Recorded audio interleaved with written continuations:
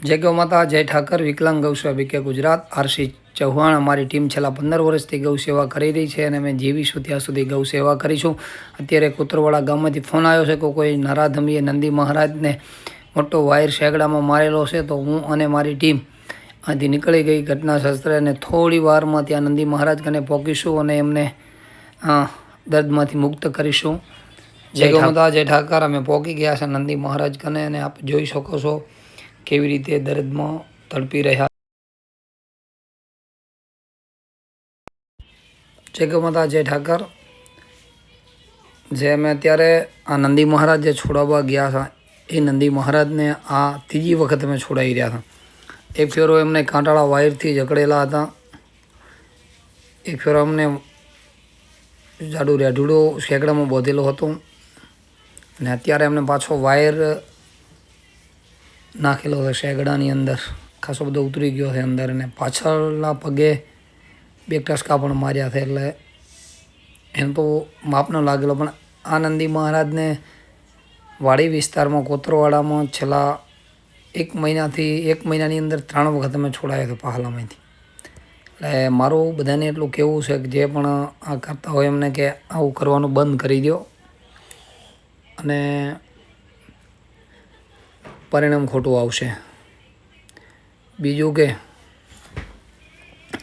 જ્યારે પણ આવો પ્રશ્ન બને છે ત્યારે નંદી હોય કે ગૌ માતા હોય એની ઉપર શું વીત્યું હોય તો આપણને ખબર। એમને એટલા બધો મજબૂત આ વાયર મારેલ હતો કે લગભગ એક કાનના અંદર આવી ગયેલો હતો અને પાછલા પગ અને કપાળની અંદર શેગડાની અંદર વાયર ભરાવેલ હતો। તો આવું કરવાનું કારણ શું છે એમ કાંઈ ખબર નથી પડતી। એક ફેરો જેણે પણ પહાલો બધ્યો, હું તો ભગવાન એને જોશે। પહેલો પહાલો બધ્યો તો ફેર નંદી મહારાજે ગયા તો ફેર બધ્યો, ત્રીજી વખત ગયા તો એને બધ્યો તો એને ખબર ના પડે કે આ માણસ હોય તો ન આવે। અત્યારે તો માણસે આવે યાર, પણ માણસ હોય તો ન આવે તો એને એટલું જોવું પડે ને કે એક પશુ છે એને આપણે આવું ન કરાય એમ। એટલે અમને જે દિવસે પણ ખબર પડશે ને એ દિવસે આ મીડિયાના માધ્યમથી હું કહું છું કે એ દિવસે અમને કાયદેસરની કાર્યવાહી કરવામાં આવશે। એટલે મારા 2 હાથ જોડીને વિનંતી છે કે આવું કરવાનું બંધ કરી દો અને તમારું કંઈ બગાડતા નથી। રોડ ઉપર ઝાટકા છે, ખેતરોમાં ઝાટકા છે, ગોસરમાં પણ ઝાટકા છે, તો જાય તો ક્યાં જાય એમની ભૂખને તરસ મિટાવવા માટે, એટલે કરીને આપણા ખેતરમાં આવતા હોય છે અને આવું આવું ચાલતું રહ્યું તો એવી પરિસ્થિતિનો સામનો કરવો પડશે કે ક્યારે સપને ન વિચાર્યું હોય આપે।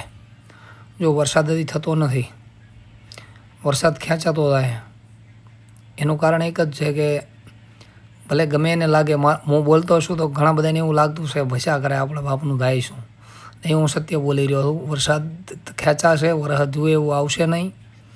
આવી રીતે નંદીઓ અને ગૌમાતા ઉપર અત્યાચાર થતો રહેશે તો કદાચ આ વર્ષ પણ નહીં આવે।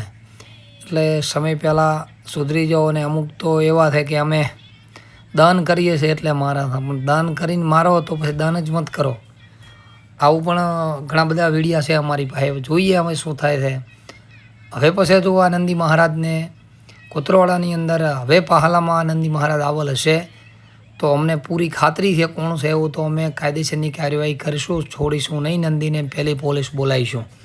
એટલે હવે આ મારા મીડિયા માધ્યમથી બધા ધ્યાન દોરી લેજો કે આ નંદી મહારાજને બીજી વખત આવી તકલીફ થશે તો અમે 100% આવીશું ત્યાં અને નંદી મહારાજને પકડી અને પહેલાં સારવાર નહીં કરીએ, પહેલી પોલીસ બોલાવીશું। એટલે મીડિયાના માધ્યમથી હું કહું છું કોઈની શરમ કે લાગવડ ચાલશે નહીં।